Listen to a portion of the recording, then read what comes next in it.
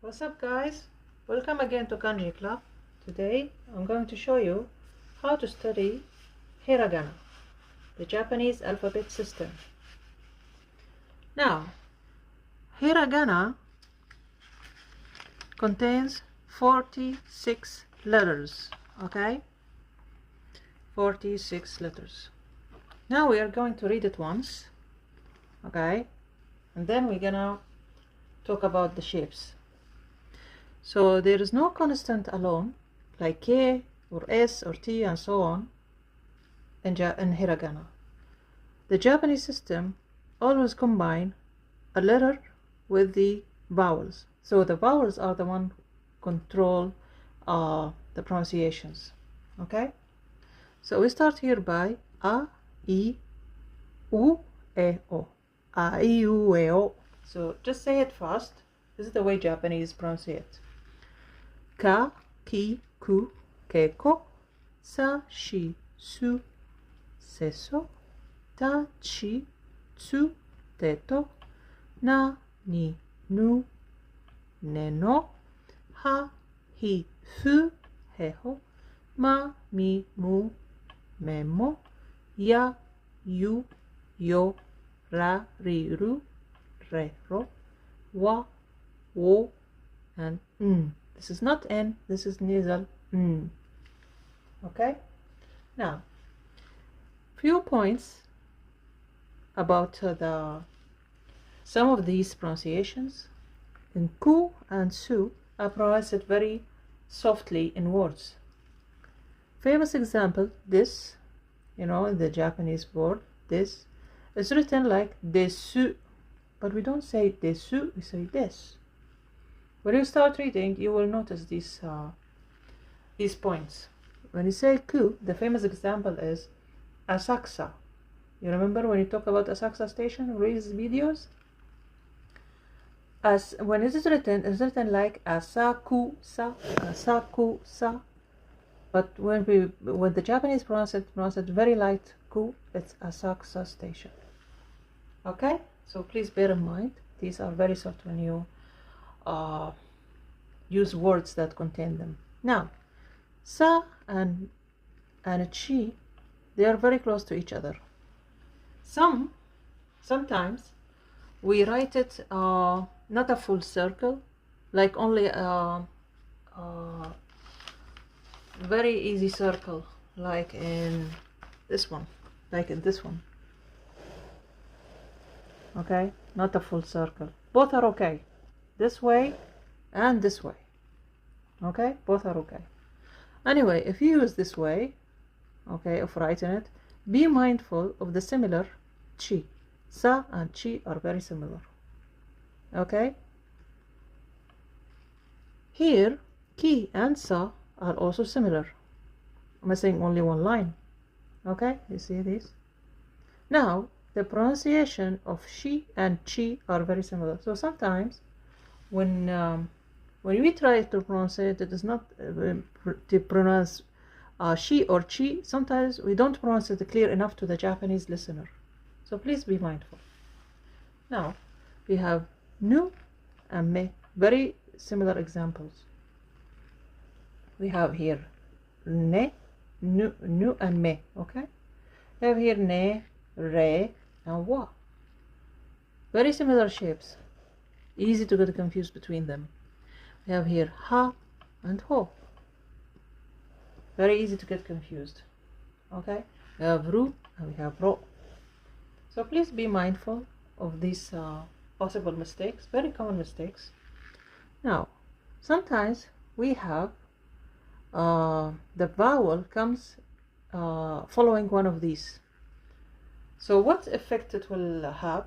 It will make the pronunciation longer. Like, for example, when they say good morning in Japanese, they say it ohayo, ohayo. So o, you, it ends up with u and a. Ohayo, u and a.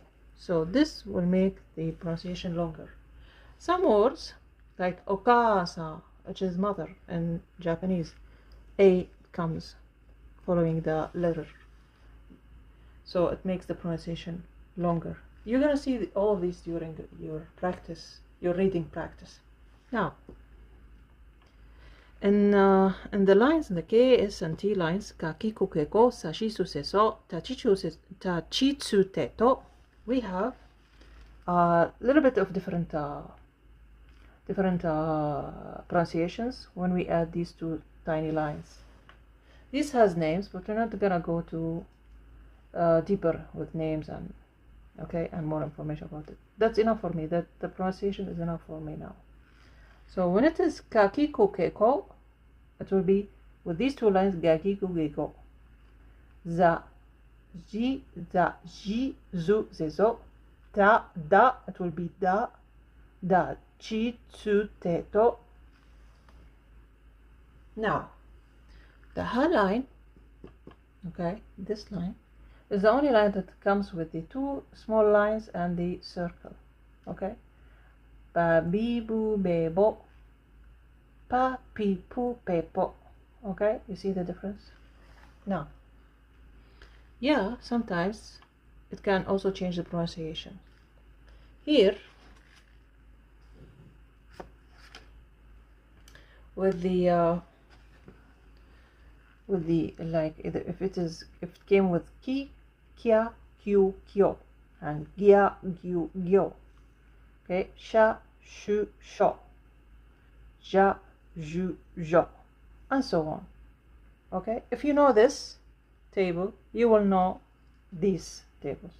This is your main goal. Now,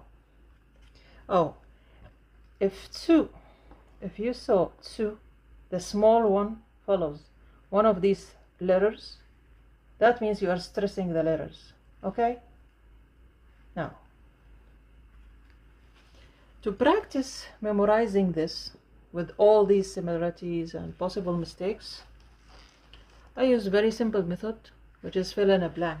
So I cut some of the letters here. Like, for example, you see how similar are these?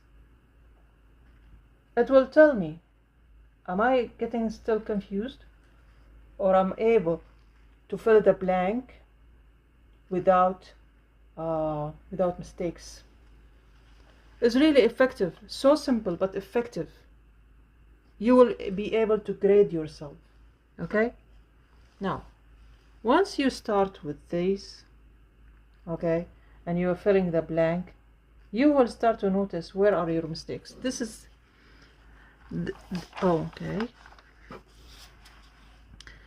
this is your reference. This is your reference. And this is your blank hiragana table to practice on. At the end, after you fill the blank with these letters, you will end up with this table, your full hiragana table. Now, some of the letters has kind of shapes. If you want your handwriting to look beautiful, you can just have a point. You can follow these points. For example, u and ku are slim rectangle. It looks like a slim rectangle. For example, su, it gives kind of an image of upside down triangle, and sa as well. You see, this is acceptable. You can make it full circle, or you can write it down this way. Both are okay. You have here the fu and a like a triangle. You can have this me and no as a circle.